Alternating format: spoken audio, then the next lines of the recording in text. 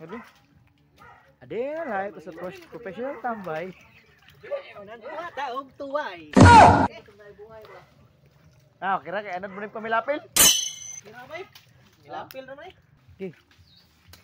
Nga guys, mo ni tuway guys oh. Mamaw.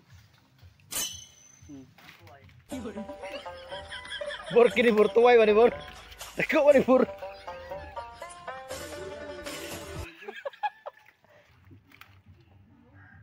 Kini ya.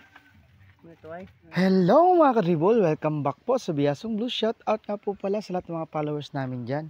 By the way, Operation Tuway po muna tayo ngayon. Wala po muna tayong practice. Magre-relax nga po muna yung mga coaches natin ngayon. Sabi nila, wag mo daw masyadong seryosohin yung buhay dahil mabilis ka daw tatanda. Paminsan-minsan, mag-relax ka rin. Kaya pag-desisyonan nga po namin na manguha po ng tuway sa Barangay Sabang dahil may contact po yung isa sa mga kasama namin na si Jaja Masyon. Follow nyo po siya, legit po siya mga kadribol. Kaya focus po muna tayo sa panghuhuli ng tuway.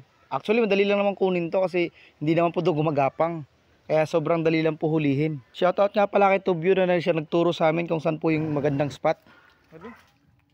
Ade na lang ko sa professional tambay. Taog tuway. Ano araw na idudo tuway oh. Itira na. Ang pangunguha nga po pala ng tuway minsan ginagamitan po ng itak, ng kutsilyo. Tapos ginuguhit-guhitan lang po yung putik. Kira kay anad mo rin pamilapil? Kira bay. Milapil na may. Sana all. Wala na guys daw. Dagko ka magadudo.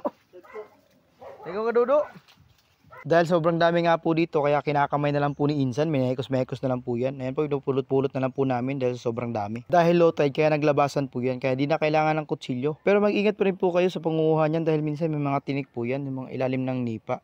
Yung nipa yan po yung ginagawa na bubong po ng bahay dati, yung nipa hat. Sa bahay kubo.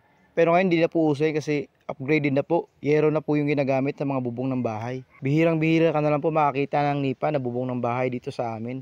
Dahil kalimitan po ginagamit po namin dito sa amin ay yero na po. Namiss ko tuloy yung kabataan ko, yung bubong ng bahay namin dati, nipa pa.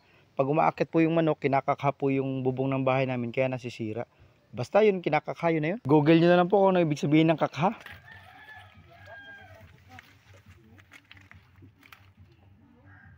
Kini ya. Mo tuway. Ang English nga po pala ng tuway ay mud clam. Mud clam po marami pong benepisyo yan sa ating katawan. Unang-una na po dyan ay marami po yung calcium. Tapos phosphate, tsaka chitin.